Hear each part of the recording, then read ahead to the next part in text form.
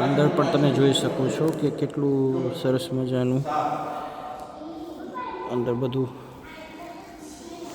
Decoration કરીને કે હજારો વર્ષો પહેલાં ડાયનાસોરને બધા કઈ રીતેનું હતું. આપણે મૂવીઝ તો જોયા જ છે ડાયનાસોરના, કે જ્યારે માનવજાત હતી નહીં આ પૃથ્વી ઉપર ત્યારે બધું કઈ રીતનું સંચાલન થતું.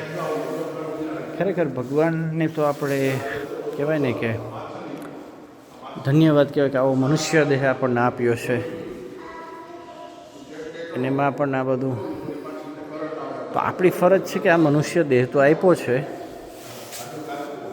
આપણે પૃથ્વીનું જતન કેમ કરી શકીએ. આપણે ઘણી બધી રીતે આપણે પૃથ્વીનું જતન કરી શકીએ એમ છે. કચરા જ્યાં ત્યાં ફેંકવા નહીં, બને તો પ્લાસ્ટિક ગાર્બેજનો આપણે ઉપયોગ ના કરવો, કેમ કે માનવજાતિ ઇવન પશુ પક્ષીની જાતને પણ આ નુકસાનકારક તો છે જ.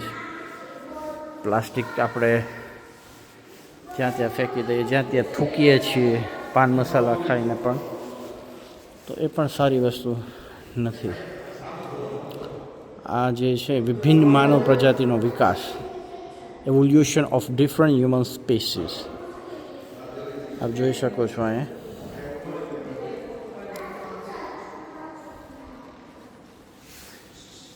મને તો ખરેખર ખૂબ જ ગમ્યું આ સાયન્સ સિટી. છોકરાઓને પણ આપ લઈને આવો કે મોબાઈલની દુનિયામાંથી પણ એને થોડોક ટાઈમ એમને બહાર કાઢી અહીંયા આવશે તો એમને પણ જોવા જાણવા શીખવા મળશે, ને ભણવામાં પણ એ વસ્તુ એને ખૂબ જ મહત્ત્વનો ભાગ ભજવી શકે છે.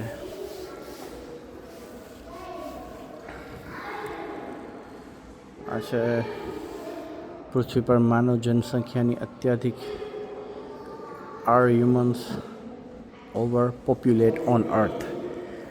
તો આ બધા દેશની વિસ્તૃતમાં માહિતી આપેલી છે કે ઉત્તર અમેરિકામાં population area, world population share, બધી વસ્તુ અહીં પ્રોપર રીતે દર્શાવવામાં આવી છે. એમાં યુરોપ છે, એશિયા છે, ઓસ્ટ્રેલિયા છે, એમાં આપણો ભારત દેશ છે, આફ્રિકા, સાઉથ અમેરિકા, અને આ છે આપણો ભારત દેશનો નકશો.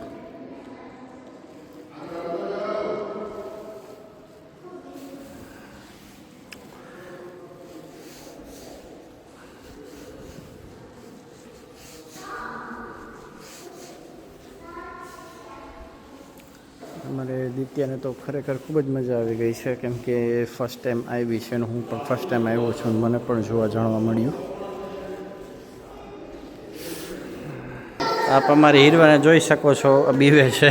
અંદર બધા સ્ટેચ્યુ જ છે, પણ છોકરાઓને આપણે સમજાવવા પડે કે ભાઈ આ એક ખાલી આધુનિક બધી વસ્તુ આપણી જે લુપ્ત થઈ ગઈ છે જાતિ, એનું આખું તમને પરફેક્શનથી આખું આપણને ગાઈડન્સ આપી રહ્યા છે કે એ જમાનામાં કઈ ટાઈપનું શું વસ્તુ હતી રિયલમાં, એ આપણને આ એક અદ્ભુત કલાકૃતિથી અહીં દર્શાવવામાં આવી છે.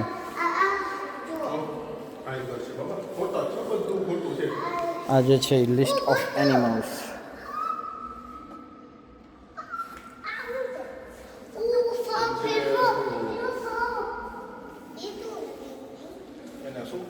અમારી દિત્યાબેન પણ એન્જોય કરી રહી છે. અહીં પણ આ ખૂબ જ સરસ રીતે આપણી હ્યુમન બોડીનું દર્શાવવામાં આવ્યું છે. અને ભગવાને ખરેખર આપણને આ દેહ આપ્યો છે, આપણને આ શરીર આપ્યું છે, તો આપણે ખરેખર આપણા શરીરનું પણ જતન કરવું જોઈએ. કે ભગવાને આવું ખૂબ જ સુંદર શરીર આપ્યું છે, અને આપણે જે તે વસ્તુ જંક ફૂડ આ તે બધું ખાઈને આપણે આપણા શરીરને બગાડીએ, વ્યાજબી નથી. ને આ જે છે એ DNA ડબલ હિલિક્સ છે, આપણે જોઈ શકો છો. આ જે છે આખું આપણું પ્લેનેટનું દર્શાવવામાં આવે છે, આપ જોઈ શકો છો. આઈસેન્ટ, ટ્રેસ્ટેબલ પ્લાન્ટ, સુપર અર્થ, આઈસેન્ટ, સુપર અર્થ. ખરેખર આપણે જ્યારે ભણતા હતા ત્યારે જો આ બધું શીખાવત તો આપણે પણ એક સાયન્ટિસ્ટ બની ગયા હોત. અત્યારના છોકરાઓને આપણે આ વસ્તુમાં જાગૃત કરવાની ખૂબ જ જરૂર છે કે આમાં પણ એ આગળ વધી શકે છે સાયન્સમાં પણ, અને દેશનું નામ પણ રોશન કરી શકે. જો ભણવામાં પણ હોશિયાર હોય તો આવી આપણે ખાસ તો એમને શીખડાવવાની જરૂર છે. આ પણ આપ જોઈ શકો છો આખું પ્લાન્ટ્સ માટેનું બનાવેલું છે. વિવિધ પ્રકારના પ્લાન્ટ્સ.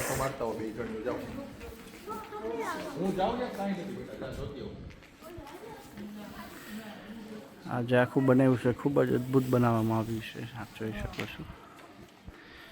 અને સ્કૂલમાંથી પણ બાળકોને લઈને આવ્યા લાગે છે.